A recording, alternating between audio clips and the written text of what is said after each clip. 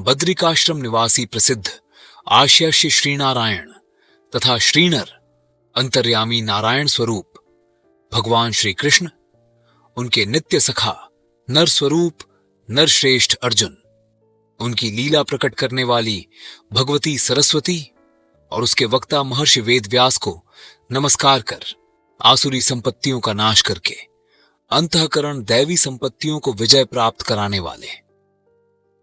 जय। महाभारत एवं अन्य इतिहास पुराण आदि का पाठ करना चाहिए। यहां जय शब्द का अर्थ महाभारत नामक इतिहास ही है, अथवा 18 पुराण, वाल्मीकि रामायण आदि सभी आर्ष ग्रंथों की संज्ञा जय है। एवं मंगलाचरण श्लोक देखने पर ऐसा जान पड़ता है कि यहां नारायण शब्द का अर्थ है भगवान श्री कृष्ण और नरोत्तम नर का अर्थ है नर रत्न अर्जुन। महाभारत में प्रायः सर्वत्र इन्हीं दोनों का नर नारायण के अवतार के रूप का उल्लेख हुआ है। इससे मंगलाचरण में ग्रंथ के इन दोनों प्रधान पात्र तथा भगवान के मूर्ति युगल को प्रणाम करना मंगलाचरण को नमस्कारक होने के साथ ही वस्तु निर्देशात्मक भी बना देता है। इसीलिए अनुवाद में श्री कृष्ण और अर्जुन का ही उल्लेख किया गया है। ओंकार स्वरूप भगवान वासुदेव को नमस्कार है। ओंकार स्वरूप भगवान पितामह को नमस्कार है। ओंकार स्वरूप प्रजापतियों को नमस्कार है। ओंकार स्वरूप श्री कृष्ण द्वैपायन को नमस्कार है। ओंकार स्वरूप सर्व विघ्न विनाशक विनायकों को नमस्कार है।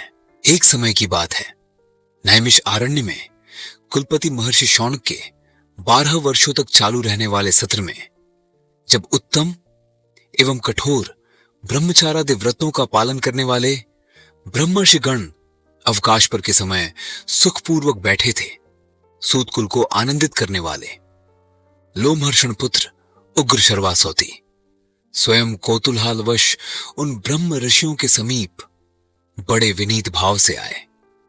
वे पुराणों के विद्वान और कथावाचक थे। यहां नैमिष नाम की व्याख्या वाराह पुराण में इस प्रकार मिलती है। ऐसा करके भगवान ने उस समय गोरख मुनि से कहा, मैंने निमेष मात्र में इस अरण्य वन के भीतर इस दानव सेना का संहार किया है। अतः यह वन नैमिष आरण्य के नाम से प्रसिद्ध होगा। जो विद्वान ब्राह्मण अकेला ही 10 सहस्र जिज्ञासु व्यक्तियों का अन्न दानादि के द्वारा भरण पोषण करता है, उसे कुलपति कहते हैं।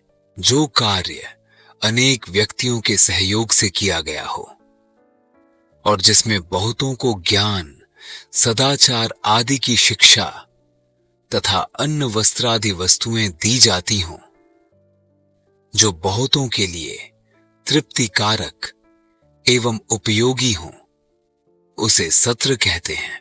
उस समय नैमिष आरण्य वासियों के आश्रय में पधारे हुए उन उग्र शर्वा को उनसे चित्र विचित्र कथाएं सुनने के लिए सब तपस्वियों ने वहीं घेर लिया। उग्र शर्वा जी ने पहले हाथ जोड़कर उन सभी मुनियों को अभिवादन किया, और आप लोगों की तपस्या सुखपूर्वक बढ़ रही है ना? इस प्रकार कुशल प्रश्न किया।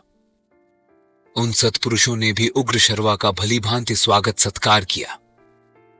इसके अनंतर जब वे सभी तपस्वी अपने अपने आसन पर विराजमान हो गए, तब लोमहर्षण पुत्र उग्र शर्वा जी ने भी उनके बताए हुए आसन को विनय पूर्वक ग्रहण किया।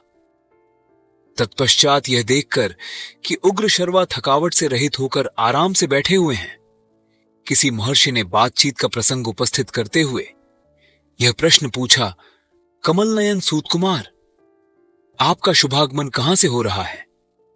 अब तक आपने कहां आनंद पूर्वक समय बिताया है? मेरे इस प्रश्न का उत्तर दीजिए। उग्र शर्वा जी एक कुशल वक्ता थे। इस प्रकार प्रश्न किए जाने पर वे शुद्ध अंतःकरण वाले मुनियों की उस विशाल सभा में ऋषियों तथा राजाओं से संबंध रखने वाली उत्तम एवं यथार्थ कथा कहने लगे। उग्र शर्वाजी ने कहा, महर्षियों, चक्रवर्ती सम्राट महात्मा राजर्षि परीक्षित नंदन जन्मेजय के सर्प यज्ञ में उन्हीं के पास वैशंपायन ने श्री कृष्ण द्वैपायन व्यास जी के द्वारा निर्मित परम पुण्यमयी चित्र विचित्र अर्थ से युक्त महाभारत की जो विविध कथाएं विधिपूर्वक कही हैं, उन्हें सुनकर मैं आ रहा हूं। मैं बहुत से तीर्थों एवं धामों की यात्रा करता हुआ ब्राह्मणों के द्वारा सेवित उस परम पुण्यमय समंतपंचक क्षेत्र कुरुक्षेत्र देश में गया, जहां पहले कौरव पांडव एवं अन्य सब राजाओं का युद्ध हुआ था। वहीं से आप लोगों के दर्शन की इच्छा लेकर मैं यहां आपके पास आया हूं। मेरी यह मान्यता है कि सभी दीर्घायु एवं ब्रह्म स्वरूप हैं। ब्राह्मणों, इस यज्ञ में सम्मिलित आप सभी महात्मा बड़े भाग्यशाली तथा सूर्य और अग्नि के समान तेजस्वी हैं। इस समय आप सभी स्नान, संध्या वंदन, जप और अग्निहोत्र आदि शुद्ध हो अपने अपने आसन पर स्वस्थ चित्त से विराजमान हैं। आज्ञा कीजिए, मैं आप लोगों को क्या सुनाऊं?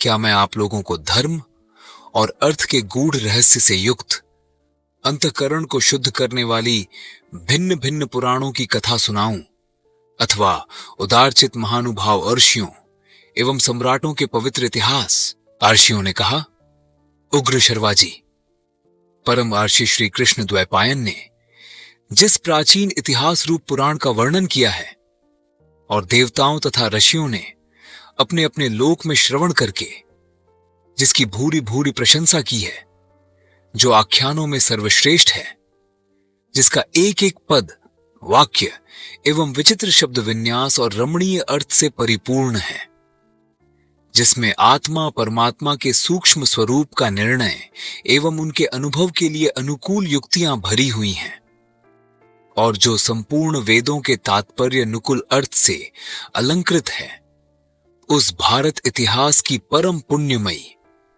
ग्रंथ के गुप्त भावों को स्पष्ट करने वाली पदों वाक्यों की व्युत्पत्ति से युक्त सब शास्त्रों के अभिप्राय के अनुकूल और उनसे समर्थित जो अद्भुत कर्म व्यास की संहिता है, उसे हम सुनना चाहते हैं।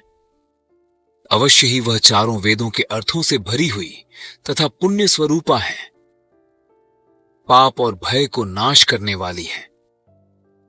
भगवान वेद व्यास की आज्ञा से राजा जन्मेजय के यज्ञ में प्रसिद्ध अर्षि वैशंपायन ने आनंद से भरकर भली भांति इसका निरूपण किया है।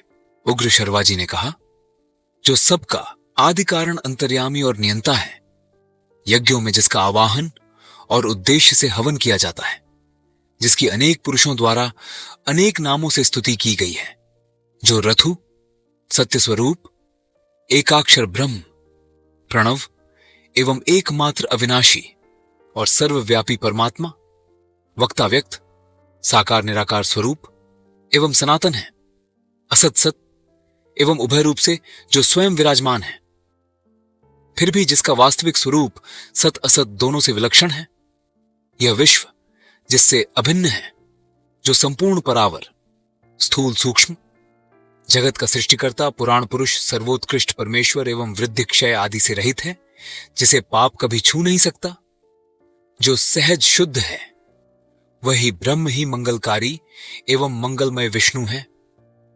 उन्हीं चराचर गुरु आशिकेश, मन इंद्रियों के प्रेरक श्रीहरि को नमस्कार करके सर्वलोक पूजित अद्भुत कर्म महात्मा महर्षि व्यासदेव के इस अंतःकरण शोधक मत का मैं वर्णन करूंगा। पृथ्वी पर इस इतिहास का अनेकों कवियों ने वर्णन किया है और इस समय भी बहुत से वर्णन करते हैं। इसी प्रकार अन्य कवि आगे भी इसका वर्णन करते रहेंगे। इस महाभारत के तीनों लोकों में एक महान ज्ञान के रूप में प्रतिष्ठा है। ब्राह्मण आदि द्विजाति संक्षेप और विस्तार दोनों ही रूपों में अध्ययन और अध्यापन की परंपरा के द्वारा इसे अपने हृदय में धारण करते हैं। यह शुभ, ललित एवं मंगलम शब्द विन्यास से अलंकृत है तथा वैदिक, लौकिक या संस्कृत प्राकृत संकेतों से सुशोभित है। अनुष्टप, इंद्रवर्जा आदि नाना प्रकार के छंद भी इसमें प्रयुक्त हुए हैं। अतः यह ग्रंथ विद्वानों को बहुत ही प्रिय है। हिमालय की पवित्र तलहटी में पर्वतीय गुफा के भीतर धर्मात्मा व्यास जी स्नान आदि से शरीर शुद्धि करके पवित्र हो कुश का आसन बिछाकर बैठे थे। उस समय नियम पालन पूर्वक शांतचित्त हो वे तपस्या में संलग्न थे। ध्यान योग में स्थित हो उन्होंने धर्म पूर्वक महाभारत इतिहास के स्वरूप का विचार करके ज्ञान दृष्टि द्वारा आदि से अंत तक सब कुछ प्रत्यक्ष की भांति देखा और इस ग्रंथ का निर्माण किया। सृष्टि के प्रारंभ में जब यहाँ वस्तु विशेष या नामरूप आदि का भान नहीं होता था, प्रकाश का कहीं नाम नहीं था, सर्वत्र अंधकार ही अंधकार छा रहा था, उस समय एक बहुत बड़ा अंड प्रकट हुआ जो संपूर्ण प्रजाओं का अविनाशी बीज था।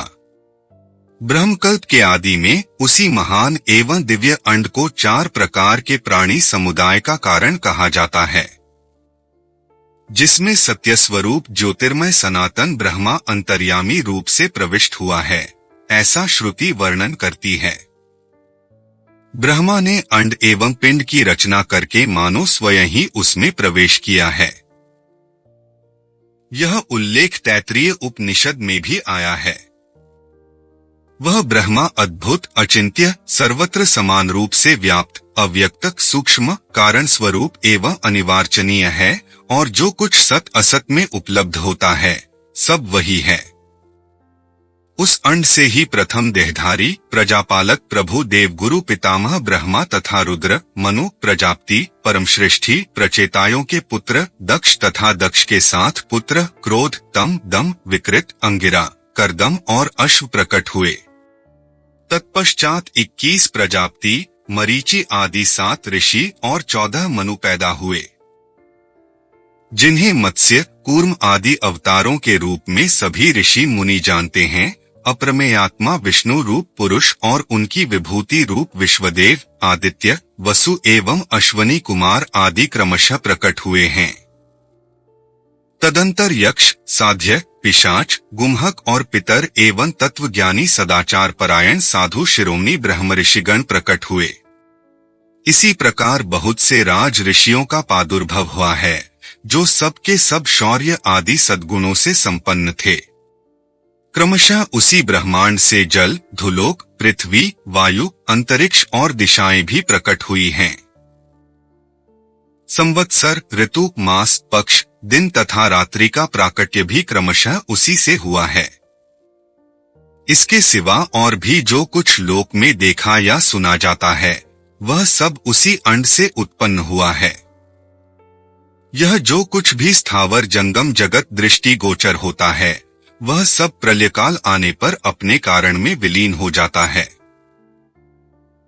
जैसे ऋतु के आने पर उसके फल, पुष्प आदि नाना प्रकार के चिन्ह प्रकट होते हैं और ऋतु बीत जाने पर वे सब समाप्त हो जाते हैं, उसी प्रकार कल्प का आरंभ होने पर पूर्ववत वे पदार्थ दृष्टि गोचर होने लगते हैं और कल्प के अंत में उनका लय हो जाता है। इस प्रकार यह अनादि और अनंत काल चक्र लोक में प्रवाह रूप से नित्य घूमता रहता है। इसी में प्राणियों की उत्पत्ति और संहार हुआ करते हैं। इसका कभी उद्भव और विनाश नहीं होता। देवताओं की सृष्टि संक्षेप से 33,000, 33 सी और 33 लक्षित होती है। पूर्व काल में दिव्यपुत्र, बृहत, भानु, चक्षु, आत्मा, विभावशु, सविता, ऋचिक, अर्क, भानु, आशावह तथा रवि, यह सब शब्द विवसान के बोधक माने गए हैं। इस सब में जो अंतिम रवि हैं, वे मह माने गए हैं। इनके तनय देवभराट है और देवभराट के तनय शुभराट माने गए हैं। शुभराट के 3 पुत्र हुए, वे सबके सब संतानवान और बहुश्रुत अनेक शास्त्रों के ज्ञाता हैं। उनके नाम इस प्रकार हैं: दशज्योति, शतज्योति तथा सहस्त्रज्योति। महात्मा दशज्योति के 10,000 पुत्र हुए। उनसे भी 10 गुने अर्थात 1,00,000 पुत्र यहाँ शतज्योति के हुए। फिर उनसे भी 10 गुने अर्थात 10,00,000 पुत्र सहस्त्रज्योति के हुए। उन्हीं से यह कुरुवंश, चंद्रवंश, भरतवंश, ययाति और इक्ष्वाकु के वंश तथा अन्य राजऋषियों के सब वंश चले। प्राणियों की सृष्टि परंपरा और बहुत से वंश भी इन्हीं से प्रकट हो विस्तार को प्राप्त हुए हैं। भगवान वेदव्यास ने अपनी ज्ञान दृष्टि से संपूर्ण प्राणियों के निवास स्थान, धर्म, अर्थ और काम के भेद से त्रिविध रहस्य कर्मों पासा ज्ञान रूप वेद, विज्ञान, योग, धर्म, अर्थ एवं काम, इन धर्म, काम और अर्थ रूप तीन पुरुषार्थों के प्रतिपादन करने वाले विविध शास्त्र, लोक व्यवहार की सिद्धि के लिए आयुर्वेद, धनुर्वेद, स्थापत्य वेद, गंधर्व वेद आदि लौकिक शास्त्र सब उन्हीं दश ज्योति आदि से हुए हैं। इस तत्व को और उनके स्वरूप को भली भांति अनुभव किया। उन्होंने ही इस महाभारत ग्रंथ में व्याख्या के साथ उस सब इतिहास का तथा विविध प्रकार की श्रुतियों के रहस्य आदि का पूर्ण रूप से निरूपण किया है और इस पूर्णता को ही इस ग्रंथ का लक्षण बताया गया है। महर्षि ने इस महान ज्ञान का संक्षेप और विस्तार दोनों ही प्रकार से वर्णन किया है, क्योंकि संसार में विद्वान पुरुष संक्षेप और विस्तार दोनों ही रीतियां को पसंद करते हैं। कोई इस ग्रंथ का आरंभ नारायणम नमस्कृत्य से मानते हैं और कोई आस्तिक पर्व से। दूसरे विद्वान ब्राह्मण उपरिचार वसु की कथा से इसका विधिपूर्वक पाठ प्रारंभ करते हैं। विद्वान पुरुष इस भारत संहिता के ज्ञान को विविध प्रकार से प्रकाशित करते हैं। कोई ग्रंथ की व्याख्या करके समझाने में कुशल होते हैं, तो दूसरे विद्वान अपनी तीक्ष्ण मेधाशक्ति के द्वारा इन ग्रंथों को धारण करते हैं। सत्यवती नंदन भगवान व्यास ने अपनी तपस्या एवं ब्रह्मचर्य की शक्ति से सनातन वेद का विस्तार करके इस लोक पावन पवित्र इतिहास का निर्माण किया है। प्रशस्त व्रतधारी, निग्रहानुग्रह समर्थ, सर्वज्ञ पराशर नंदन ब्रह्मऋषि श्री कृष्ण द्वैपायन इस इतिहास शिरोमणि महाभारत की रचना करके यह विचार करने लगे कि अब शिष्यों को इस ग्रंथ का अध्ययन कैसे कराऊं, जनता में इसका प्रचार कैसे हो। द्वैपायन ऋषि का यह विचार जानकर लोक गुरु भगवान ब्रह्मा उन महात्मा की प्रसन्नता तथा लोक कल्याण की भावना से स्वयं ही व्यास जी के आश्रय पर पधारे। व्यास जी ब्रह्मा जी को देखकर आश्चर्यचकित रह गए। उन्होंने हाथ जोड़कर प्रणाम किया और खड़े रहे। फिर सावधान होकर सब ऋषि मुनियों के साथ उन्होंने ब्रह्मा जी के लिए आसन की व्यवस्था की। जब उस श्रेष्ठ आसन पर ब्रह्मा जी विराज गए, तब व्यास जी ने उनकी परिक्रमा की और ब्रह्मा जी के आसन के समीप विनयपूर्वक खड़े हो गए। परमश्रेष्ठी ब्रह्मा जी की आज्ञा से वे उनके आसन के पास हो बैठ गए। उस समय व्यास जी के हृदय में आनंद का समुद्र उमड़ रहा था और मुख पर मंद मंद पवित्र मुस्कान लहरा रही थी। इस ग्रंथ में इतिहास और पुराणों का मंथन करके उनका प्रशस्त रूप प्रकट किया गया है। भूत, वर्तमान और भविष्य काल की इन तीनों संज्ञाओं का भी वर्णन हुआ है। इस ग्रंथ में बुढ़ापा, मृत्यु, भय, रोग और पदार्थों के सत्यत्व और मिथ्यात्व का विशेष रूप से निश्चय किया गया है तथा अधिकारी भेद से भिन्न भिन्न प्रकार के धर्मों एवं आश्रमों का भी लक्षण बताया गया है। ब्राह्मण, क्षत्रिय, वैश्य और शूद्र इन चारों वर्णों के कर्तव्य का विधान, पुराणों का संपूर्ण मूल तत्व भी प्रकट हुआ है। तपस्या एवं ब्रह्मचर्य के स्वरूप, अनुष्ठान एवं फलों का विवरण, पृथ्वी, चंद्रमा, सूर्य, ग्रह, नक्षत्र, तारा, सतयुग, त्रेता, द्वापर, कलियुग इन सब के परिमाण और प्रमाण, ऋग्वेद, यजुर्वेद, सामवेद और इनके आध्यात्मिक अभिप्राय और आध्यात्म शास्त्र का इस ग्रंथ इस विस्तार वर्णन किया गया। न्याय, शिक्षा, चिकित्सा, दान तथा पाशुपत, अंतर्यामी की महिमा का भी विशद निरूपण है। साथ ही यह भी बतलाया गया है कि देवता, मनुष्य और भिन्न भिन्न योनियों में जन्म का कारण क्या है। लोक पावन तीर्थों, देशों, नदियों, पर्वतों, वनों और समुद्र का भी वर्णन किया गया है। दिव्य नगर एवं दुर्गों के निर्माण का कौशल तथा युद्ध की निपुणता का भी वर्णन है। भिन्न भिन्न भाषाओं और जातियों की जो विशेषताएं हैं, लोक व्यवहार की सिद्धि के लिए जो कुछ आवश्यक है तथा और भी जितने लोकोपयोगी पदार्थ हो सकते हैं, उन सब का इसमें प्रतिपादन किया गया है। परंतु मुझे इस बात की चिंता है कि पृथ्वी में इस ग्रंथ को लिख सके ऐसा कोई नहीं है। ब्रह्मा जी ने कहा, व्यास जी, संसार में विशिष्ट तपस्या और विशिष्ट कुल के कारण जितने भी श्रेष्ठ ऋषि मुनि हैं, उनमें मैं तुम्हें सर्वश्रेष्ठ समझता हूँ, क्योंकि तुम जगत, जीव और ईश्वर तत्व का जो ज्ञान है उसके ज्ञाता हो। मैं जानता हूँ कि आजीवन तुम्हारी ब्रह्मवादिनी वाणी सत्य भाषण करती रही है और तुमने अपनी रचना को काव्य कहा है, इसलिए अब यह काव्य के नाम से ही प्रसिद्ध होगी। संसार 10 बड़े से बड़े कवि भी इस काव्य से बढ़कर कोई रचना नहीं कर सकेंगे। ठीक वैसे ही जैसे ब्रह्मचर्य, वानप्रस्थ और संन्यास तीनों आश्रम अपनी विशेषताओं द्वारा गृहस्थाश्रम से आगे नहीं बढ़ सकते। मुनिवर, अपने काव्य को लिखवाने के लिए तुम गणेश जी का स्मरण करो। उग्रशर्वा जी कहते हैं, महात्माओं, ब्रह्मा जी व्यास जी से इस प्रकार संभाषण करके अपने धाम ब्रह्मलोक में चले गए। निष्पाप शौनक। तदंतर सत्यवती नंदन व्यास जी ने भगवान गणेश का स्मरण किया और स्मरण करते ही भक्तवांछाकल्पतरु विघ्नेश्वर श्री गणेश जी महाराज वहां आए, जहां व्यास जी विद्यमान थे। व्यास जी ने गणेश जी का बड़े आदर और प्रेम से स्वागत सत्कार किया और वे जब बैठ गए तब उनसे कहा, गणनायक, आप मेरे द्वारा निर्मित इस महाभारत ग्रंथ के लेखक बन जाइए, मैं बोलकर लिखाता जाऊंगा। मैंने मन ही मन इसकी रचना दर्ज यह है। यह सुनकर विघ्नराज श्री गणेश ने कहा, व्यास जी, यदि लिखते समय क्षण भर के लिए भी मेरी लेखनी न रुके तो मैं इस ग्रंथ का लेखक बन सकता हूँ। व्यास जी ने भी गणेश जी से कहा, बिना समझे किसी भी प्रसंग में एक अक्षर भी लिखिएगा। गणेश जी ने ओम कहकर स्वीकार किया और लेखक बन गए। तब व्यास जी भी कुतूहलवश ग्रंथ में गांठ लगाने लगे। वे ऐसे ऐसे श्लोक बोल देते जिनका अर्थ बाहर से दूसरा मालूम पड़ता और भीतर कुछ और होता। इसके संबंध में प्रतिज्ञा पूर्वक श्री कृष्ण देवपायन मुनि ने यह बात कही है। इस ग्रंथ में 8800 श्लोक ऐसे हैं जिनका अर्थ मैं समझता हूँ, शुकदेव समझते हैं और संजय समझते हैं या नहीं, इसमें संदेह है। मुनिवर, वे कूटश्लोक इतने गूंथे हुए और गंभीरार्थक हैं कि आज भी उनका रहस्य भेदन नहीं किया जा सकता, क्योंकि उनका अर्थ भी गूढ़ है और शब्द भी योगवृत्ति और रूढ़वृत्ति आदि रचना वैचित्र्य के कारण गंभीर हैं।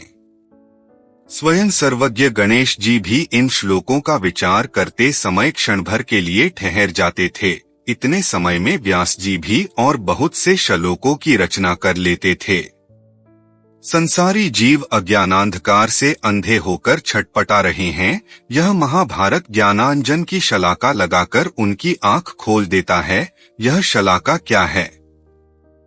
धर्म, अर्थ, काम और मोक्षरूप पुरुषार्थों का संक्षेप और विस्तार से वर्णन। यह न केवल अज्ञान की रतौंधी दूर करता, प्रत्युत सूर्य के समान उदित होकर मनुष्यों की आंख के सामने का संपूर्ण अंधकार ही नष्ट कर देता है।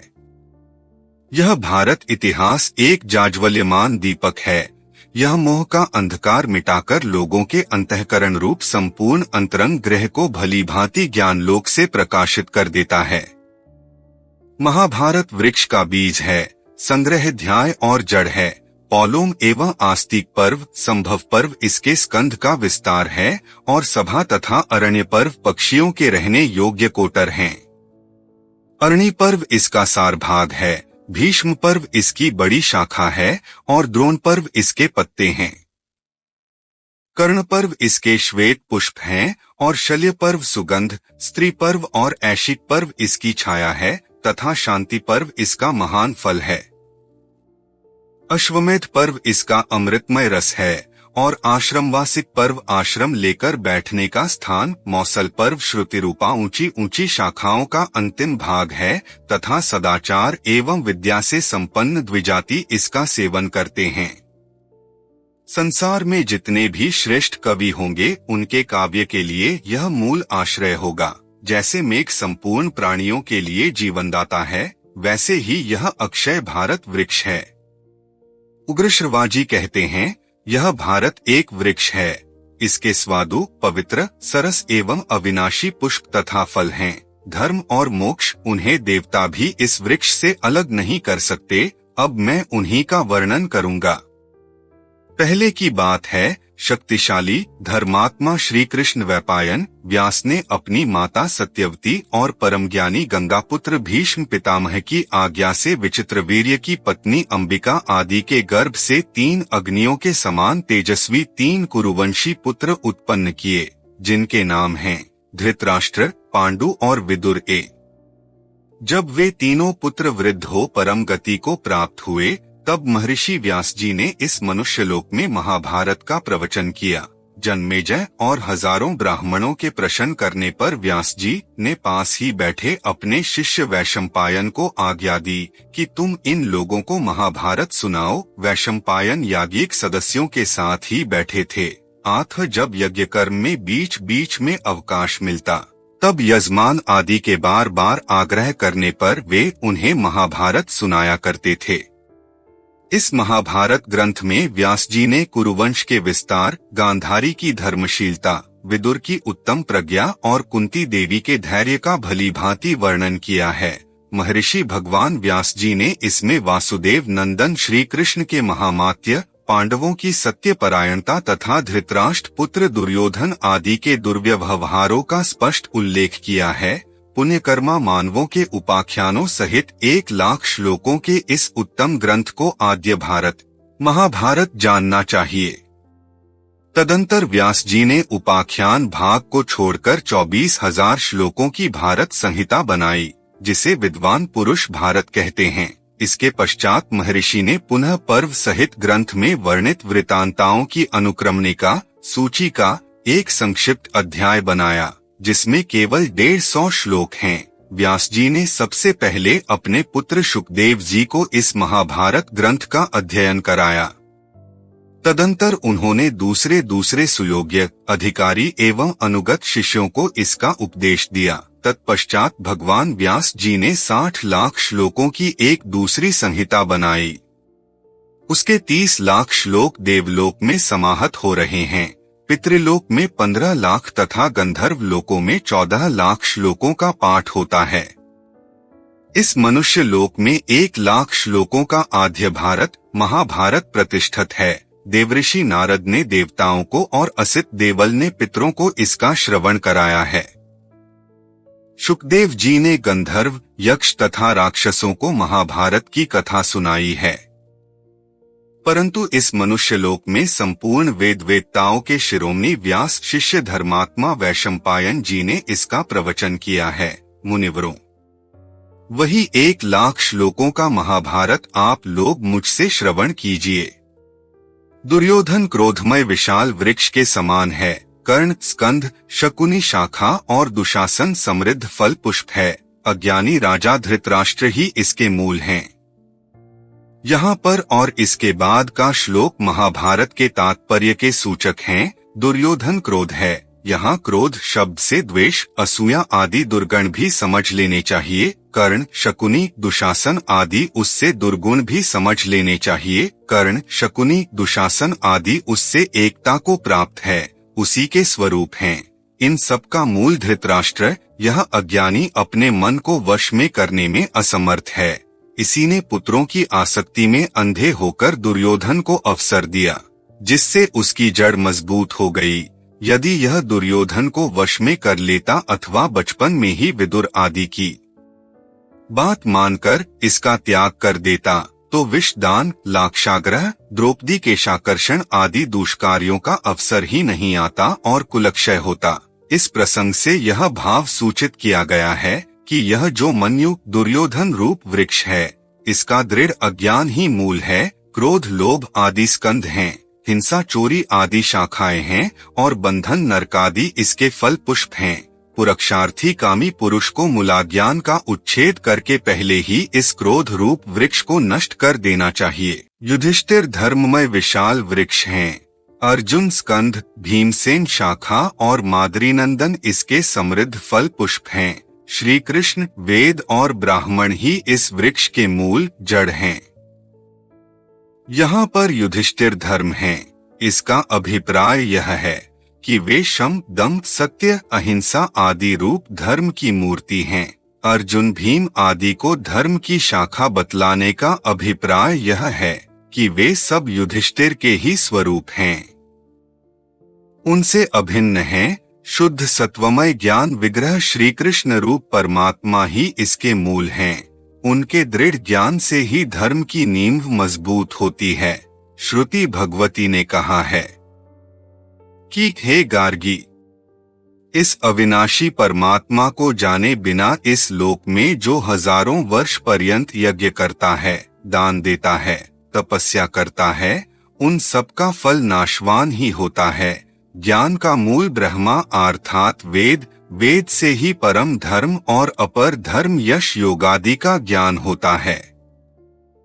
यह निश्चित सिद्धांत है कि धर्म का मूल केवल शब्द प्रमाण ही है।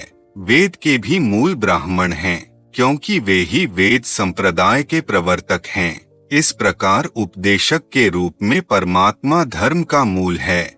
इसी से यह बात सिद्ध हुई है कि वेद और ब्राह्मण का भक्त अधिकारी पुरुष भगवदार धन के बल से योगादि रूप धर्ममय वृक्ष का संपादन करे। उस वृक्ष के अहिंसा, सत्य आदि तने हैं, धारण, ध्यान आदि शाखाएं हैं और तत्व साक्षात्कार ही उसका फल है। इस धर्ममय वृक्ष के समाश्रय से ही पुरुषार्थ की सिद्धि होती है, अन्यथा नहीं। महाराज पांडु अपनी बुद्धि और पराक्रम से अनेक देशों पर विजय पाकर हिंसक मृगों को मारने के स्वभाव वाले होने के कारण ऋषि मुनियों के साथ वन में ही निवास करते थे। एक दिन उन्होंने मृगरूपधारी महर्षि को मैथुन काल में मार डाला। इससे वे बड़े भारी संकट में पड़ गए। ऋषि ने यह शाप दे दिया कि स्त्री संसर्ग करने पर तुम्हारी मृत्यु हो जाएगी। यह संकट होते हुए भी युधिष्ठिर आदि पांडवों के जन्म से लेकर जात कर्म आदि सब संस्कार वन में ही हुए और वही उन्हें शील एवं सदाचार की रक्षा का उपदेश हुआ। पूर्वोक्त शाप होने पर भी संतान होने का कारण यह था कि कुल धर्म की रक्षा के लिए दुर्वासा द्वारा प्राप्त हुई विद्या का आश्रय लेने के कारण पांडवों की दोनों माताओं कुंती और माद्री के समीप क्रमश धर्म, वायु, इंद्र तथा अश्वनी कुमार इन देवताओं का आगमन संभव हो सका। इन्हीं की कृपा से युधिष्ठिर, भीमसेन, अर्जुन एवं नकुल सहदेव की उत्पत्ति हुई। पति प्रिया कुंती ने पति के मुख से धर्म रहस्य की बातें सुनकर पुत्र पाने की इच्छा से मंत्र जप पूर्वक स्तुति द्वारा धर्म, वायु और इंद्र देवता का आवाहन किया। कुंती के उपदेश देने पर माद्री भी उस मंत्र विद्या को जान गई और उसने संतान के लिए दोनों अश्वनी कुमारों का आवाहन किया। इस प्रकार इन पांचों देवताओं से पांडवों की उत्पत्ति हुई। पांचों पांडव अपनी दोनों माताओं द्वारा ही पाले पोसे गए। वे वनों में और महात्माओं के परम पुण्य आश्रमों में ही तपस्वी लोगों के साथ दिनों दिन बढ़ने लगे। पांडु की मृत्यु होने के पश्चात बड़े बड़े ऋषि मुनि स्वयं ही पांडवों को लेकर धृतराष्ट्र एवं उनके पुत्रों के पास आए। उस समय पांडव नन्हे नन्हे शिशु के रूप में बड़े ही सुंदर लगते थे। वे सिर पर जटा धारण किए ब्रह्मचारी के वेश में थे। ऋषियों ने वहां जाकर धृतराष्ट्र एवं उनके पुत्रों से कहा, ये तुम्हारे पुत्र, भाई, शिष्य और सुहृद हैं। ये सभी महाराज पांडु के ही पुत्र हैं। इतना कहकर वे मुनि वहां से अंतर्ध्यान हो गए। ऋषियों द्वारा लाए हुए उन पांडवों को देखकर सभी कौरव और नगर निवासी शिष्ट तथा वर्णाश्रमी हर्ष से भरकर अत्यंत कोलाहल करने लगे। कोई कहते ये पांडु के पुत्र नहीं हैं, दूसरे कहते अजी ये उन्हीं के हैं। कुछ लोग कहते जब पांडु को मरे इतने दिन हो गए तब ये उनके पुत्र कैसे हो सकते हैं। फिर सब लोग कहने लगे हम तो सर्वथा इनका स्वागत करते हैं। हमारे लिए बड़े सौभाग्य की बात है कि आज हम महाराज पांडु की संतान को अपनी आंखों से देख रहे हैं। फिर तो सब ओर से स्वागत बोलने वालों की ही बातें सुनाई देने लगीं। दर्शकों का वह तुमुल शब्द बंद होने पर संपूर्ण दिशाओं को प्रतिध्वनित करती हुई अदृश्य भूतों देवताओं की यह सम्मिलित आवाज आकाशवाणी गूंज उठी। ये पांडव ही हैं। जिस समय पांडवों ने नगर में प्रवेश किया उसी समय फूलों की वर्षा होने लगी। सब ओर सुगंध छा गई तथा शंख और दुंदुभियों के मांगलिक शब्द सुनाई देने लगे। यह एक अद्भुत चमत्कार की सी बात हुई। सभी नागरिक पांडवों के प्रेम से आनंद में भरकर ऊंचे स्वर से अभिनंदन ध्वनि करने लगे। उनका वह महान शब्द स्वर्गलोक तक गूंज उठा जो पांडवों की कीर्ति बढ़ाने वाला था। वे संपूर्ण वेद एवं विविध शस्त्रों का अध्ययन करके वहीं निवास करने लगे। सभी उनका आदर करते थे और उन्हें किसी से भय नहीं था। राष्ट्र की संपूर्ण प्रजा युधिष्ठिर के शौचाचार, भीमसेन धृति, अर्जुन के विक्रम तथा नकुल सहदेव की गुरु शुश्रूषा, क्षमाशीलता और विनय से बहुत ही प्रसन्न होती थी। सब लोग पांडवों के शौर्य गुण से संतोष का अनुभव करते थे। यहाँ पर शास्त्रोक्त आचार का परित्याग करना, सदाचारी सत्पुरुषों का संग करना और सदाचार में दृढ़ता से स्थित रहना, इसको शौच कहते हैं। अपनी इच्छा के अनुकूल और प्रतिकूल पदार्थों की प्राप्ति होने पर चित्त में विकार न होना ही धृति है। सबसे बढ़कर सामर्थ्य होना ही विक्रम है। सद्वृत्ति की अनुवृत्ति ही शुश्रूषा है।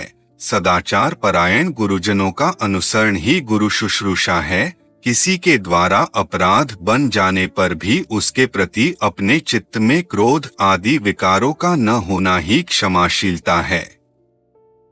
जितेंद्रियता अथवा अनुद्धत रहना ही विनय है। बलवान शत्रु को भी पराजित कर देने का अध्यवसाय शौर्य है। इनके संग्राहक श्लोक में इसका विवरण इस प्रकार है।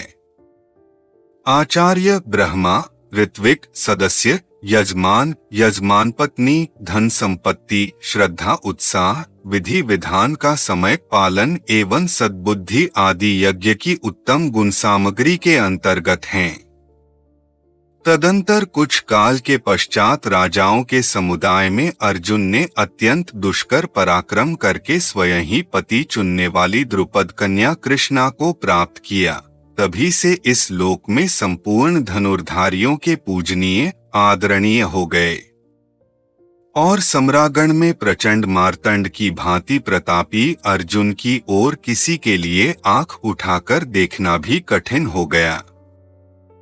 उन्होंने पृथक पृथक तथा महान संघ बनाकर आए हुए सब राजाओं को जीतकर महाराज युधिष्ठिर के राजसूय नामक महायज्ञ को संपन्न कराया। भगवान श्री कृष्ण की सुंदर नीति और भीमसेन तथा अर्जुन की शक्ति से बल के घमंड में चूर रहने वाले जरासंध और चेदिराज शिशुपाल को मरवाकर धर्मराज युधिष्ठिर ने महायज्ञ राजसूय का संपादन किया। वह यज्ञ सभी उत्तम गुणों से संपन्न था। उसमें प्रचुर अन्न और पर्याप्त दक्षिणा का वितरण किया गया था। यहाँ पर उत्तम सामग्री से तात्पर्य है आचार्य ब्रह्मा, ऋत्विक सदस्य, यजमान, यजमान पत्नी, धन संपत्ति, श्रद्धा उत्साह, विधि विधान का समयक पालन एवं सद्बुद्धि आदि यज्ञ की उत्तम गुण सामग्री के अंतर्गत हैं। उस समय इधर उधर विभिन्न देशों तथा नृपतियों के यहाँ से मणि, सुवर्ण, रत्न, गाय, हाथी, घोड़े, धन संपत्ति, विचित्र वस्त्र, तंबू, कनात, पर्दे, उत्तम कंबल, श्रेष्ठ मृगचर्म तथा रंकु नामक मृग के बालों के बने हुए कोमल बिछोने आदि जो उपहार की बहुमूल्य वस्तुएं आती, वे दुर्योधन के हाथ में दी जाती, उसी की देख रेख में रखी जाती थी। उस समय पांडवों की वह बड़ी चढ़ी समृद्धि संपत्ति देखकर दुर्योधन के मन में ईर्ष्या जनित महान रोष एवं दुख का उदय हुआ। उस अवसर पर मय दानव ने पांडवों को एक सभा भवन भेंट में दिया था, जिसकी रूपरेखा विमान के समान थी। वह भवन उसके शिल्प कौशल का एक अच्छा नमूना था। उसे देखकर दुर्योधन को अधिक संताप हुआ। उसी सभा भवन में जब समभ्रम, जल में स्थल और स्थल में जल का भ्रम होने के कारण दुर्योधन के पांव फिसलने से लगे, तब भगवान श्री कृष्ण के सामने ही भीमसेन ने उसे गवार सा सिद्ध करते हुए उसकी हंसी उड़ाई थी। दुर्योधन नाना प्रकार के भोग तथा भांति भांति के रत्नों का उपयोग करते रहने पर भी दिनोंदिन दुबला रहने लगा। उसका रंग फीका पड़ गया। इसकी सूचना कर्मचारियों ने महाराज धृतराष्ट्र को दी। धृतराष्ट्र अपने उस पुत्र के प्रति अधिक आसक्त थे, अतः उसकी इच्छा जानकर उन्होंने उसे पांडवों के साथ जुआ खेलने की आज्ञा दे दी। जब भगवान श्री कृष्ण ने यह समाचार सुना, तब उन्हें धृतराष्ट्र पर बड़ा क्रोध आया।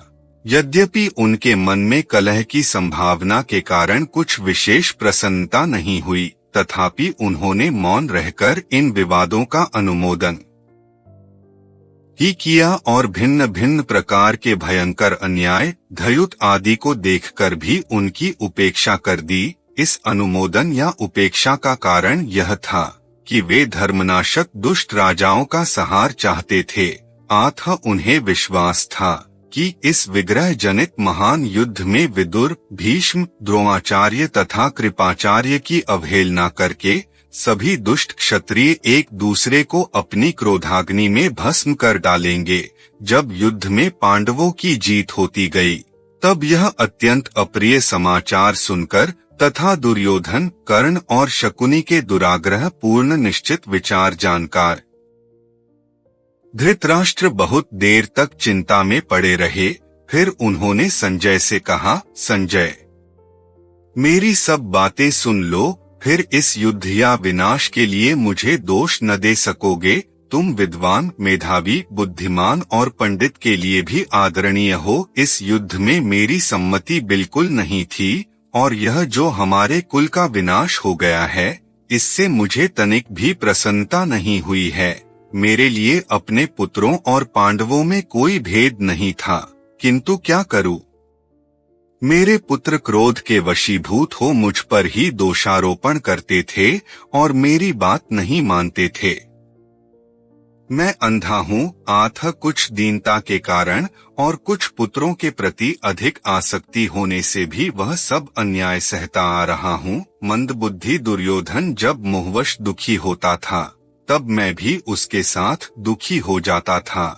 राजसूय यज्ञ में महापराक्रमी पांडुपुत्र युधिष्ठिर की सर्वोपरि समृद्धि संपत्ति देखकर तथा सभा भवन की सीढ़ियों पर चढ़ते और उस भवन को देखते समय भीमसेन के द्वारा उपहास पाकर दुर्योधन भारी अमर्ष में भर गया था। युद्ध में पांडवों को हराने की शक्ति तो उसमें थी नहीं, अतः क्षत्रिय होते हुए भी वह युद्ध के लिए उत्साह नहीं दिखा सका। परंतु पांडवों की उस उत्तम संपत्ति को हथियाने के लिए उसने गांधार राज शकुनी को साथ लेकर कपटपूर्ण धयुत खेलने का ही निश्चय किया। संजय, इस प्रकार जुआ खेलने का निश्चय हो जाने पर उसके पहले और पीछे जो जो घटनाएं घटित हुई हैं, उन सब का विचार करते हुए मैंने समय समय पर विजय की आशा के विपरीत जो जो अनुभव किया है, उसे कहता हूँ। सुनो सूतनंदन, मेरे उन बुद्धिमत्ता पूर्ण वचनों को सुनकर तुम ठीक ठीक समझ लोगे कि मैं कितना प्रज्ञाचक्षु हूँ। संजय, जब मैंने सुना कि अर्जुन ने धनुष पर बाण चढ़ाकर अद्भुत लक्ष्य भेद दिया और उसे धरती पर गिरा दिया, साथ ही सब राजाओं के सामने, जबकि वे टुकुर टुकुर देखते ही रह गए, बलपूर्वक द्रौपदी को ले आया, तभी मैंने विजय की आशा छोड़ दी थी। संजय। जब मैंने सुना कि अर्जुन ने द्वारका में मधुवंश की राजकुमारी और श्री कृष्ण की बहन सुभद्रा को बलपूर्वक हरण कर लिया और श्री कृष्ण एवं बलराम इस घटना का विरोध न कर दहेज लेकर इंद्रप्रस्थ में आए, तभी समझ लिया था कि मेरी विजय नहीं हो सकती। जब मैंने सुना कि खांडवदाह के समय देवराज इंद्र तो वर्षा करके आग बुझाना चाहते थे और अर्जुन ने उसे अपने दिव्य बाणों से रोक दिया तथा अग्निदेव को तृप्त किया। संजय। तभी मैंने समझ लिया कि अब मेरी विजय नहीं हो सकती।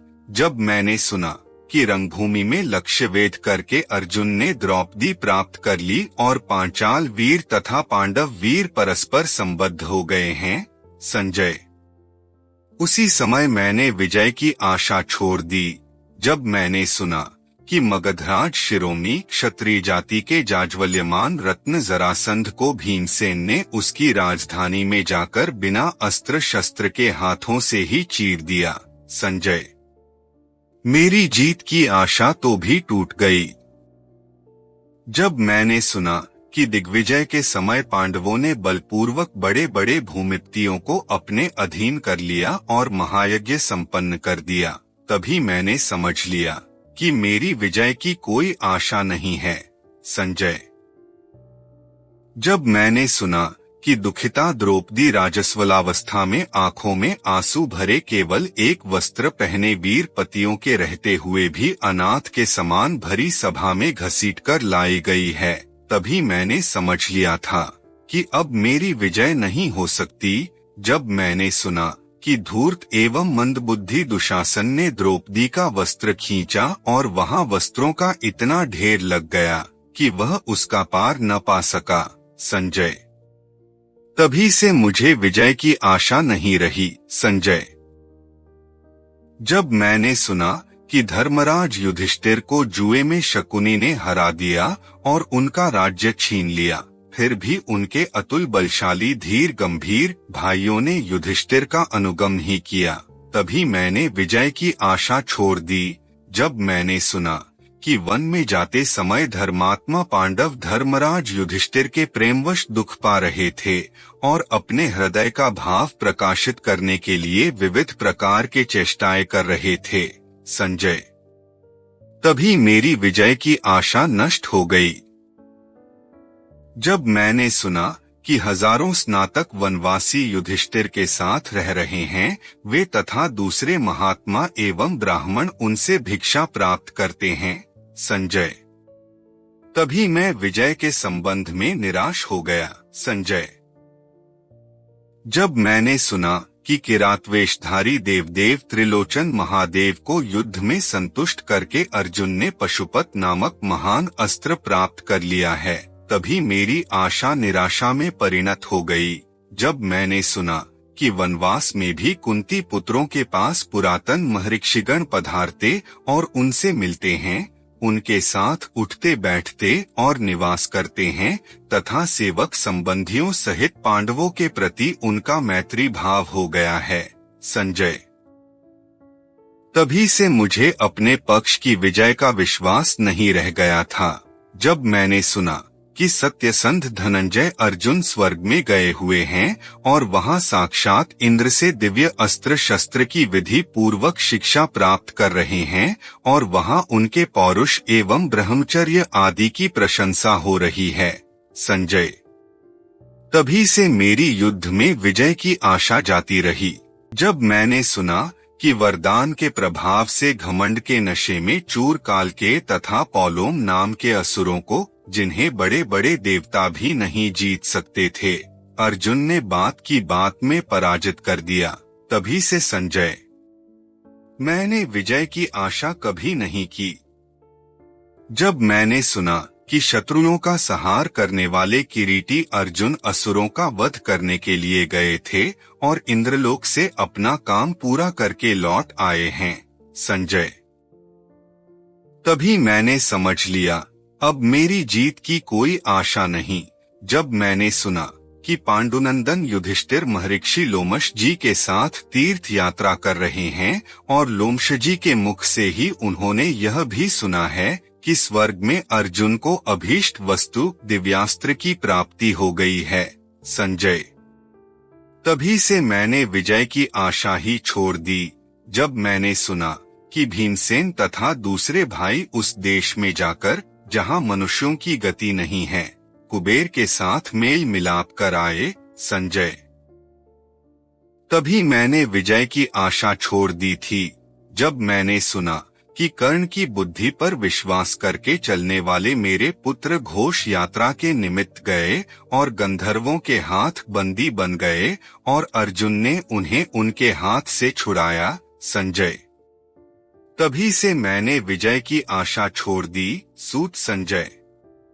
जब मैंने सुना कि धर्मराज यक्ष का रूप धारण करके युधिष्ठिर से मिले और युधिष्ठिर ने उनके द्वारा किए गए गूढ़ प्रश्नों का ठीक ठीक समाधान कर दिया, तभी विजय के संबंध में ही मेरी आशा टूट गई। संजय। विराट की राजधानी में गुप्त रूप से द्रौपदी के साथ 5 पांडव निवास कर रहे थे, परंतु मेरे पुत्र और उनके सहायक इस बात का पता नहीं लगा सके। जब मैंने यह बात सुनी मुझे यह निश्चय हो गया कि मेरी विजय संभव नहीं है। संजय। जब मैंने सुना कि भीमसेन ने द्रौपदी के प्रति किए हुए अपराध का बदला लेने के लिए कीचकों के सर्वश्रेष्ठ वीर को उसके 100 भाइयों सहित युद्ध में मार डाला था, तभी से मुझे विजय की बिल्कुल आशा नहीं रह गई थी। संजय। जब मैंने सुना कि विराट की राजधानी में रहते समय महात्मा धनंजय ने एकमात्र रथ की सहायता से हमारे सभी श्रेष्ठ महारथियों को, जो गोहरण के लिए पूर्ण तैयारी के साथ वहां गए थे, मार भगाया, तभी से मुझे विजय की आशा नहीं रही। जिस दिन मैंने यह बात सुनी कि मत्स्यराज विराट ने अपनी प्रिय एवं सम्मानित पुत्री उत्तरा को अर्जुन के हाथ अर्पित कर दिया, परंतु अर्जुन ने अपने लिए नहीं, अपने पुत्र के लिए उसे स्वीकार किया। संजय। उसी दिन से मैं विजय की आशा नहीं करता था। संजय। युधिष्ठिर जुए में पराजित हैं, निर्धन हैं, घर से निकाले हुए हैं और अपने सगे संबंधियों से बिछुड़े हुए हैं। फिर भी जब मैंने सुना कि उनके पास 7 अक्षौहिणी सेना एकत्र हो चुकी है, तभी विजय के लिए मेरे मन में जो आशा थी उस पर पानी फिर गया। वामनावतार के समय यह संपूर्ण पृथ्वी जिनके एक दग में ही आ गई बताई जाती है, वे लक्ष्मीपति भगवान श्री कृष्ण पूरे हृदय से पांडवों की कार्य सिद्धि के लिए तत्पर हैं। जब यह बात मैंने सुनी। संजय। तभी से मुझे विजय की आशा नहीं रही। जब देवऋषि नारद के मुख से मैंने यह बात सुनी कि श्री कृष्ण और अर्जुन साक्षात नर और नारायण हैं और इन्हें मैंने ब्रह्मलोक में भली भांति देखा है, तभी से मैंने विजय की आशा छोड़ दी। संजय। जब मैंने सुना कि कर्ण और दुर्योधन दोनों ने यह सलाह की है कि श्री कृष्ण को कैद कर लिया जाए और श्री कृष्ण ने अपने आप को अनेक रूपों में विराट या अखिल विश्व के रूप में दिखा दिया, तभी मैंने विजयाशा त्याग दी थी। जब मैंने सुना यहाँ से श्री कृष्ण के लौटते समय अकेली कुंती उनके रथ के सामने आकर खड़ी हो गई और अपने हृदय की आरती वेदना प्रकट करने लगी, तब श्री कृष्ण ने उसे भली भांति सांत्वना दी। संजय। तभी से मैंने विजय की आशा छोड़ दी। संजय। जब मैंने सुना कि श्री कृष्ण पांडवों के मंत्री हैं और शांतनुनंदन भीष्म तथा भारद्वाज द्रोणाचार्य उन्हें आशीर्वाद दे रहे हैं, तब मुझे विजय प्राप्ति की किंचित भी आशा नहीं रही।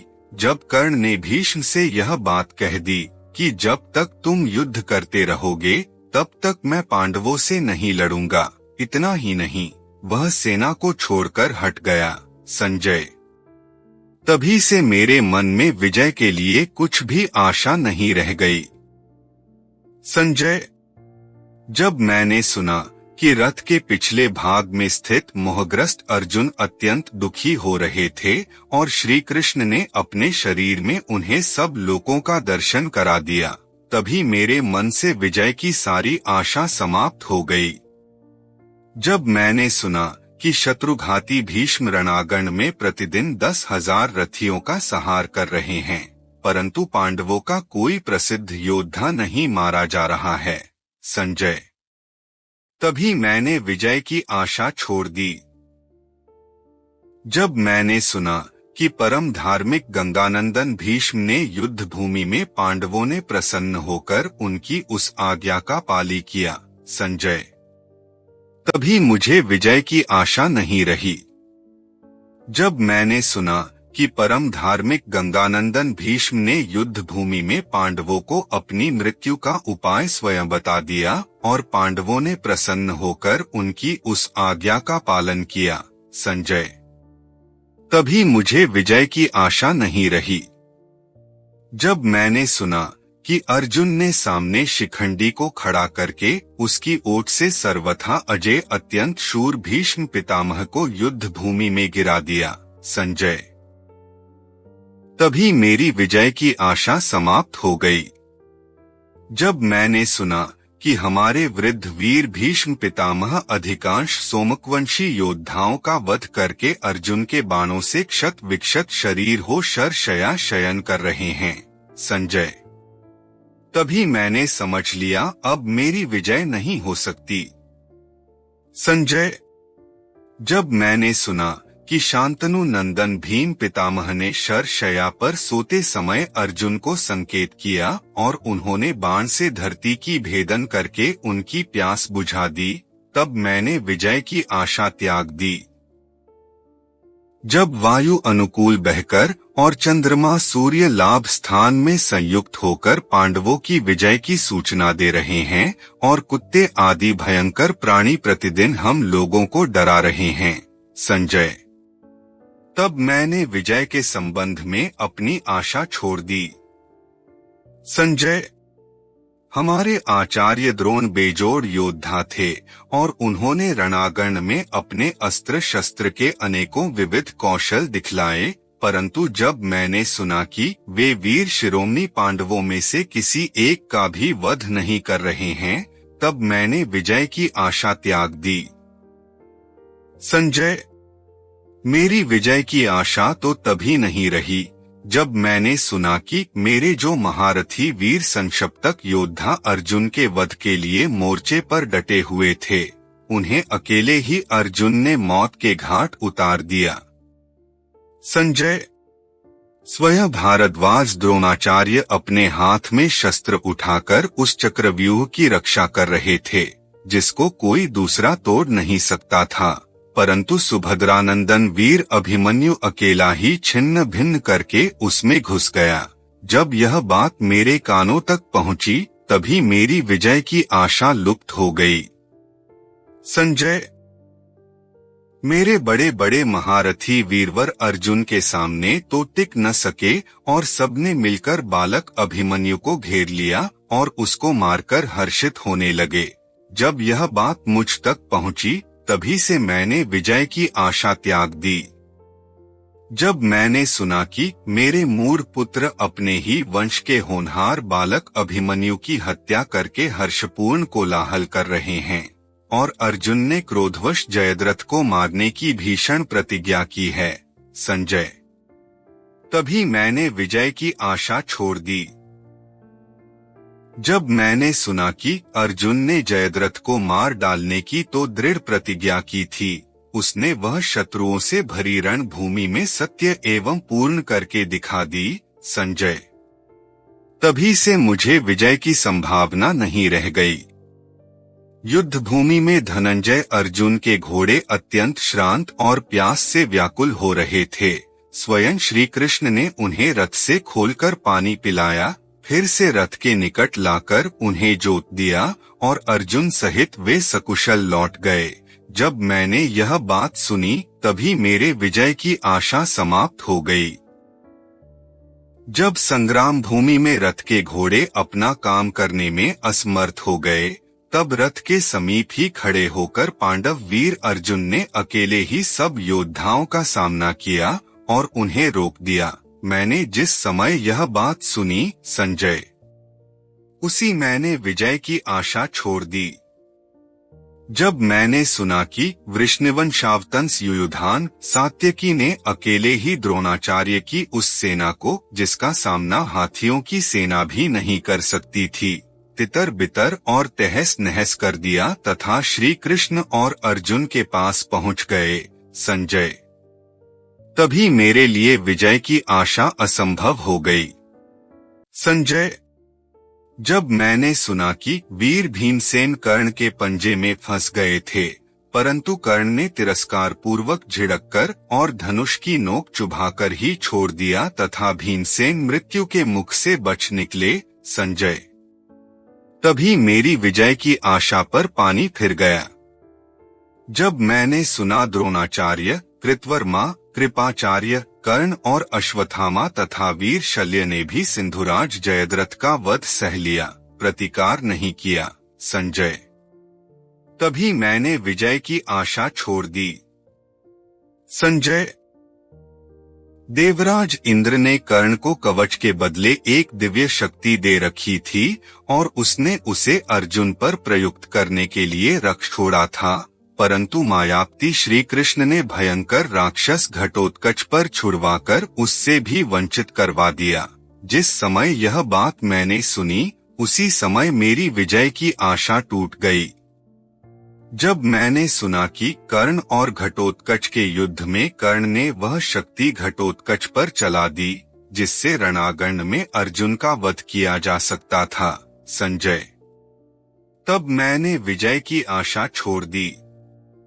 संजय, जब मैंने सुना कि आचार्य द्रोण पुत्र की मृत्यु के शोक से शस्त्रादि छोड़कर अनशन करने के निश्चय से अकेले रथ के पास बैठे थे और धृष्टद्युम्न ने धर्मयुद्ध की मर्यादा का उल्लंघन करके उन्हें मार डाला, तभी मैंने विजय की आशा छोड़ दी थी। जब मैंने सुना कि अश्वत्थामा जैसे वीर के साथ बड़े बड़े वीरों के सामने ही माद्री नंदन नकुल अकेले ही अच्छी तरह युद्ध कर रहे हैं संजय, तब मुझे जीत की आशा न रही। जब द्रोणाचार्य की हत्या के अनंतर अश्वत्थामा ने दिव्य नारायणास्त्र का प्रयोग किया, परंतु उससे वह पांडवों का अंत नहीं कर सका संजय, तभी मेरी विजय की आशा समाप्त हो गई। जब मैंने सुना कि रणभूमि में भीमसेन ने अपने भाई दुशासन का रक्तपान किया, परंतु वहां उपस्थित सत्पुरुषों में से किसी एक ने भी निवारण नहीं किया संजय, तभी से मुझे विजय की आशा बिल्कुल नहीं रह गई। संजय, वह भाई का भाई से युद्ध देवताओं की गुप्त प्रेरणा से हो रहा था। जब मैंने सुना कि भिन्न भिन्न युद्ध भूमियों में कभी पराजित न होने वाले अत्यंत शूरशिरोमणि कर्ण को पृथापुत्र अर्जुन ने मार डाला, तब मेरी विजय की आशा नष्ट हो गई। जब मैंने सुना धर्मराज युधिष्ठिर, द्रोणपुत्र अश्वत्थामा, शूरवीर दुशासन एवं उग्र योद्धा कृतवर्मा को भी युद्ध में जीत रहे हैं संजय, तभी से मुझे विजय की आशा नहीं रह गई। संजय, जब मैंने सुना कि रणभूमि में धर्मराज युधिष्ठिर ने शूरशिरोमणि मद्रराज शल्य को मार डाला, जो सर्वदा युद्ध में घोड़े हाँकने के संबंध में श्री कृष्ण की होड़ करने पर उतारू रहता था, तभी से मैं विजय की आशा नहीं करता था। जब मैंने सुना कि कलहकारी धौत के मूल कारण केवल छल कपट के बल से बली पापी शकुनी को पांडुनंदन सहदेव ने रणभूमि में यमराज के हवाले कर दिया संजय, तभी मेरी विजय की आशा समाप्त हो गई। जब दुर्योधन का रथ छिन्न भिन्न हो गया, शक्ति क्षीण हो गई और वह थक गया, तब सरोवर पर जाकर वहां का जल स्तंभित करके उसमें अकेला ही सो गया संजय। जब मैंने यह संवाद सुना, तब मेरी विजय की आशा भी चली गई। जब मैंने सुना कि उसी सरोवर के तट पर श्री कृष्ण के साथ पांडव जाकर खड़े हैं और मेरे पुत्र को असहनीय दुर्वचन कहकर नीचा दिखा रहे हैं। तभी संजय, मैंने विजय की आशा सर्वथा त्याग दी। संजय, जब मैंने सुना कि गदा युद्ध में मेरा पुत्र बड़ी निपुणता से पैंतरे बदलकर रण कौशल प्रकट कर रहा है और श्री कृष्ण की सलाह से भीमसेन ने गदा युद्ध की मर्यादा के विपरीत जांघ में गदा का प्रहार करके उसे मार डाला, तब तो संजय, मेरे मन में विजय की आशा रह ही नहीं गई। संजय, जब मैंने सुना कि अश्वत्थामा आदि दुष्टों ने सोते हुए पांचाल नरपतियों और द्रौपदी के होनहार पुत्रों को मारकर अत्यंत विभत्स और वंश के यश को कलंकित करने वाला काम किया है, तब मुझे विजय की आशा रही ही नहीं।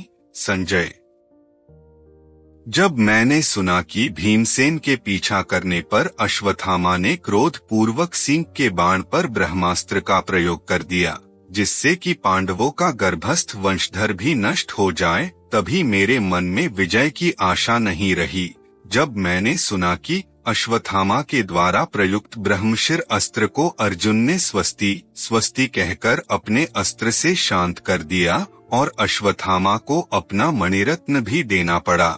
संजय, उसी समय मुझे जीत की आशा नहीं रही जब मैंने सुना कि अश्वत्थामा अपने महान अस्त्रों का प्रयोग करके उत्तरा का गर्भ गिराने की चेष्टा कर रहा है तथा श्री कृष्ण द्वैपायन व्यास और स्वयं भगवान श्री कृष्ण ने परस्पर विचार करके उसे शापों से अभिशप्त कर दिया है, तभी मेरे विजय की आशा सदा के लिए समाप्त हो गई। इस समय गांधारी की दशा शोचनीय हो गई है, क्योंकि उसके पुत्र, पौत्र, पिता तथा भाई बंधुओं में से कोई नहीं रहा। पांडवों ने दुष्कर कार्य कर डाला, उन्होंने फिर से अपना अकंटक राज्य प्राप्त कर लिया। हाय हाय, कितने कष्ट की बात है। जब मैंने सुना कि इस भयंकर युद्ध में केवल 10 व्यक्ति बचे हैं, मेरे पक्ष के 3 कृपाचार्य, अश्वत्थामा और कृतवर्मा तथा पांडव पक्ष के साथ श्री कृष्ण, सात्यकी और 5 पांडव क्षत्रियों के इस भीषण संग्राम में 18 अक्षौहिणी सेनाएं नष्ट हो गई। सारथे, यह सब सुनकर मेरी आंखों के सामने घना अंधकार छाया हुआ है। मेरे हृदय में मोह का आवेश सा होता जा रहा है। मैं चेतना शून्य हो रहा हूँ। मेरा मन विहल विहलल सा हो रहा है। उग्रश्रवाजी कहते हैं, धृतराष्ट्र ने ऐसा कहकर बहुत विलाप किया और अत्यंत दुख के कारण वे मूर्छित हो गए। फिर होश में आकर कहने लगे। धृतराष्ट्र ने कहा, संजय, युद्ध का यह परिणाम निकलने पर अब मैं अविलंब अपने प्राण छोड़ना चाहता हूँ। अब जीवन धारण करने का कुछ भी फल मुझे दिखलाई नहीं देता। उग्रश्रवाजी कहते हैं, जब राजा धृतराष्ट्र दीनता पूर्वक विलाप करते हुए ऐसा कह रहे थे और नाग के समान लंबी सांस ले रहे थे तथा बार बार मूर्छित होते जा रहे थे, तब बुद्धिमान संजय ने यह सारगर्भित प्रवचन किया। संजय ने कहा, महाराज, आपने परम ज्ञानी देवऋषि नारद एवं महर्षि व्यास के मुख से महान उत्साह से युक्त एवं परम पराक्रमी नृपतियों का चरित्र श्रवण किया है। आपने ऐसे ऐसे राजाओं के चरित्र सुने हैं जो सर्वसद्गुण संपन्न, महान राजवंशों में उत्पन्न, दिव्य अस्त्र शस्त्रों के पारदर्शी एवं देवराज इंद्र के समान प्रभावशाली थे, जिन्होंने धर्म युद्ध से पृथ्वी पर विजय प्राप्त की, बड़ी बड़ी दक्षिणा वाले यज्ञ किए, इस लोक में उज्जवल यश प्राप्त किया और फिर काल के गाल में समा गए। इनमें से महारथी शैब्य, विजयी वीरों में श्रेष्ठ सृंजय, सुहोत्र, क्रंति देव, काक्षीवान, औशिज, बाहलिक, दमन, चैद्य, शर्यार्थी, अपराजित, नल, शत्रुघाती, विश्वामित्र, महाबली, अम्बरीश, मरुत, मनु, इक्ष्वाकु, गय, भरत, दशरथ नंदन, श्री राम, शशबिंदु, भागीरथ, महाभाग्यशाली कृतवीर्य, जन्मेजय और वे शुभकर्मा ययाति जिनका यज्ञ देवताओं ने स्वयं करवाया था। उन्होंने अपनी राष्ट्रभूमि को यज्ञों की खान बना दिया था और सारी पृथ्वी यज्ञ संबंधी यूपों खंभों से अंकित कर दी थी। इन 24 राजाओं का वर्णन पूर्व काल में देवऋषि नारद ने पुत्र शोक से अत्यंत संतप्त महाराज शवेत्य का दुख दूर करने लिए किया था। महाराज, पिछले युग में इन राजाओं के अतिरिक्त दूसरे और बहुत से महारथी, महात्मा, शौर्य, वीर्य आदि सद्गुणों से संपन्न परम पराक्रमी राजा हो गए हैं, जैसे पुरु, कुरु, यदु, शूर, महातेजस्वी विश्वक्षव, अणु, युवानश्व, ककुतस्थ, पराक्रमी रघु, विजय, वितिहोत्र, अंग, भव, शवेत, बृहड़गुरु, उशीनर, शतरथ, कंक, दुलिदो, द्रुम, दंभोद्भव, पर, वेन, सगर, संकृति, निमि, अजय, परशु, पुंड्र, शंभु, निष्पाप, देवावृद्ध, देवाहय, सुप्रतम, सुप्रतीक, बृहदरथ, महान, उत्साही और महाबिनी, सुक्रतु, निष्ठराज, नल, सत्यव्रत, शांतमय, सुमित्र, सुबल, प्रभु, जानुजंग, अनर्ण्य, अर्क, प्रियभृत्य, शुचिव्रत, बलबंधु, दीपकेतु, निरामय, अवीक्षित, चपल, धूर्त, कृतबंधु, दृढ़ेशुधि, महापूर्णों में सम्मानित, प्रत्यंग, परहा और श्रुति, ये और इनके अतिरिक्त दूसरे सैकड़ों तथा हजारों राजा सुने जाते हैं, जिनका सैकड़ों बार वर्णन किया गया है, और इनके सिवा दूसरे भी, जिनकी संख्या पद्मों में कही गई है। बड़े बुद्धिमान और शक्तिशाली थे महाराज, किंतु वे अपने विपुल भोग वैभव को छोड़कर वैसे ही मर गए जैसे आपके पुत्रों की मृत्यु हुई है, जिनके दिव्य कर्म, पराक्रम, त्याग, महात्म्य, आस्तिकता, सत्य, पवित्रता, दया और सरलता आदि सद्गुणों का वर्णन बड़े बड़े विद्वान एवं श्रेष्ठत्मक प्राचीन ग्रंथों में तथा लोक में भी करते रहते हैं। वे समस्त संपत्ति और सद्गुणों से संपन्न महापुरुष भी मृत्यु को प्राप्त हो गए। आपके पुत्र दुर्योधन आदि तो दुरात्मा, क्रोध से जले भुने, लोभी एवं अत्यंत दुराचारी थे। उनकी मृत्यु पर आपको शोक नहीं करना चाहिए। आपने गुरुजनों से सत शस्त्रों का श्रवण किया है। आपकी धारणा शक्ति तीव्र है। आप बुद्धिमान हैं और ज्ञानवान पुरुष आपका आदर करते हैं। भरतवंश शिरोमणि, जिनकी बुद्धि शास्त्र के अनुसार सोचती है, वे कभी शोक मोह से मोहित नहीं होते। महाराज, आपने पांडवों के साथ निर्दयता और अपने पुत्रों के प्रति पक्षपात का जो बर्ताव किया है, वह आपको विदित ही है। इसलिए अब पुत्रों के जीवन के लिए आपको अत्यंत व्याकुल नहीं होना चाहिए। होनहार ही ऐसी थी, इसके लिए आपको शोक नहीं करना चाहिए। भला इस सृष्टि में ऐसा कौन सा पुरुष है जो अपनी बुद्धि की विशेषता से होनहार मिटा सके? अपने कर्मों का फल अवश्य ही भोगना पड़ता है। यह विधाता का विधान है, इसको कोई टाल नहीं सकता। जन्म, मृत्यु और सुख दुख सबका मूल कारण काल ही है। काल ही प्राणियों की सृष्टि करता है और काल ही समस्त प्रजा का संहार करता है। फिर प्रजा का संहार करने वाले उस काल को महाकाल स्वरूप परमात्मा ही शांत करता है। संपूर्ण लोकों में यह काल ही शुभ अशुभ सब पदार्थों का करता है। काल ही संपूर्ण प्रजा का संहार करता है और वही पुनः सबकी सृष्टि भी करता है और वही पुनः सबकी सृष्टि भी करता है। जब सुषुप्ति अवस्था में सब इंद्रियां और मनोवृत्तियां लीन हो जाती हैं, तब भी काल जागता रहता है। काल की गति का कोई उल्लंघन नहीं कर सकता। वह संपूर्ण प्राणियों में समान रूप से बेरोक टोक अपनी क्रिया करता रहता है। इस सृष्टि में जितने पदार्थ हो चुके, भविष्य में होंगे और इस समय वर्तमान हैं, वे सब काल की रचना हैं। ऐसा समझकर आपको अपने विवेक का परित्याग नहीं करना चाहिए। उग्रश्रवाजी कहते हैं। सूतवंशी संजय ने यह सब कहकर पुत्र शोक से व्याकुल नरपति धृतराष्ट्र को समझाया बुझाया और उन्हें स्वस्थ किया। इसी इतिहास के आधार पर श्री कृष्ण द्वैपायन ने इस परम पुण्यमयी उपनिषद रूप महाभारत का शोकातुर प्राणियों का शोक नाश करने के लिए निरूपण किया। विद्वजन लोक में और श्रेष्ठतम कवि पुराणों में सदा से इसी का वर्णन करते आए हैं। महाभारत का अध्ययन अंतःकरण को शुद्ध करने वाला है। जो कोई श्रद्धा दे साथ इसके किसी एक श्लोक के एक पद का भी अध्ययन करता है, उसके सब पाप संपूर्ण रूप से मिट जाते हैं। इस ग्रंथ रत्न में शुभ कर्म करने वाले देवता, देवऋषि, निर्मल, ब्रह्मऋषि, यक्ष और महानागों का वर्णन किया गया है। इस ग्रंथ के मुख्य विषय हैं स्वयं सनातन परब्रह्म स्वरूप वासुदेव भगवान श्री कृष्ण, उन्हीं का इसमें संकीर्तन किया गया है। वे ही सत्य, ऋत, पवित्र एवं पुण्य हैं। वे ही शाश्वत परब्रह्म हैं और वे ही अविनाशी सनातन ज्योति हैं। मनीषी पुरुष उन्हीं की दिव्य लीलाओं का संकीर्तन किया करते हैं। उन्हीं से असत, सत तथा सदस्त उभयरूप संपूर्ण विश्व उत्पन्न होता है। उन्हीं से संतति, प्रजा, प्रवृत्ति, कर्तव्य कर्म, जन्म, मृत्यु तथा पुनर्जन्म होते हैं।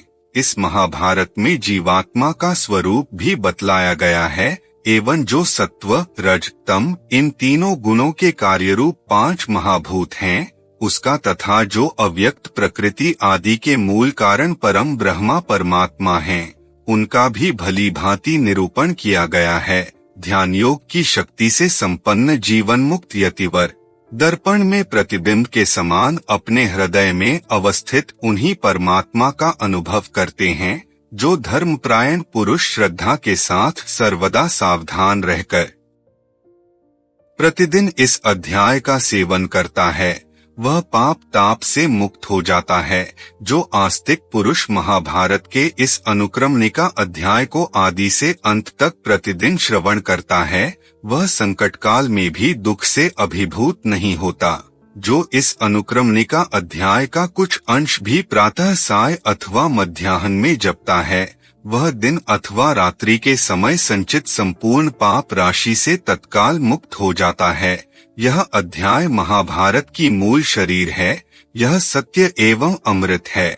जैसे दही में नवनीत, मनुष्यों में ब्राह्मण, वेदों में उपनिषद, औषधियों में अमृत, सरोवरों में समुद्र और चौपायों में गाय सबसे श्रेष्ठ है, वैसे ही उन्हीं के समान इतिहास में यह महाभारत भी है। जो श्राद्ध में भोजन करने वाले ब्राह्मणों को अंत में इस अध्याय का 1/4 भाग अथवा श्लोक का एक चरण भी सुनाता है, उसके पितरों को अक्षय अन्न पान की प्राप्ति होती है। इतिहास और पुराणों की सहायता से ही वेदों के अर्थ का विस्तार एवं समर्थन करना चाहिए। जो इतिहास एवं पुराणों से अनभिज्ञ है, उससे वेद डरते रहते हैं कि यह मुझ पर प्रहार कर देगा। जो विद्वान श्री कृष्ण द्वैपायन द्वारा कहे इस वेद का दूसरों को श्रवण कराते हैं, उन्हें मनोवांछित अर्थ की प्राप्ति होती है और इससे भ्रूण हत्या आदि पापों का भी नाश हो जाता है। इसमें संदेह नहीं है। जो पवित्र होकर प्रत्येक पर्व पर इस अध्याय का पाठ करता है, उसे संपूर्ण महाभारत के अध्ययन का फल मिलता है। ऐसा मेरा निश्चय है। जो पुरुष श्रद्धा के साथ प्रतिदिन इस महर्षि व्यास प्रणीत ग्रंथ का श्रवण करता है, उसे दीर्घायु, कीर्ति और स्वर्ग की प्राप्ति होती है। प्राचीन काल में सब देवताओं ने इकट्ठे होकर तराजू के एक पलड़े पर चारों वेदों को और दूसरे पर महाभारत को रखा, परंतु जब यह रहस्य सहित चारों वेदों की अपेक्षा अधिक भारी निकला, तभी से संसार में यह महाभारत के नाम से कहा जाने लगा। सत्य के तराजू पर तौलने से यह ग्रंथ महत्व, गौरव अथवा गंभीरता में वेदों से भी अधिक सिद्ध हुआ है। अतएव महत्ता, भार अथवा गंभीरता से ही इसको महाभारत कहते हैं। जो इस ग्रंथ के निर्वचन को जान लेता है, वह सब पापों से छूट जाता है। तपस्या निर्मल है, शास्त्रों का अध्ययन भी निर्मल है, वर्णाश्रम के अनुसार स्वाभाविक वेदोक्त विधि भी निर्मल है और कष्टपूर्वक उपार्जन किया हुआ धन भी निर्मल है, किंतु वे ही सब विपरीत भाव से किए जाने पर पापमय हैं।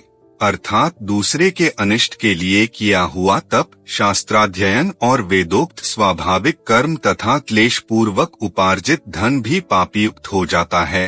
तात्पर्य यह कि इस ग्रंथ रत्न में भाव शुद्धि पर विशेष जोर दिया गया है। इसलिए महाभारत ग्रंथ का अध्ययन करते समय भी भाव शुद्ध रखना चाहिए। श्री महाभारत आदि पर्व के अंतर्गत अनुक्रमणिका पर्व में पहला अध्याय पूरा हुआ। अनुक्रमणिका संपूर्ण। आपसे एक निवेदन है, आप अपने मित्रों, बच्चों को महाभारत जैसा भव्य, दिव्य, विशाल, अद्वितीय ग्रंथ पढ़ने के लिए प्रेरित करें, जिससे उनको जीवन में एक नई दिशा प्राप्त हो। अगर हमारा वीडियो आपको अच्छा लगा तो लाइक करें, शेयर करें और चैनल को सब्सक्राइब करें, जिससे महाभारत के नए एपिसोड का नोटिफिकेशन मिलता रहे। धन्यवाद।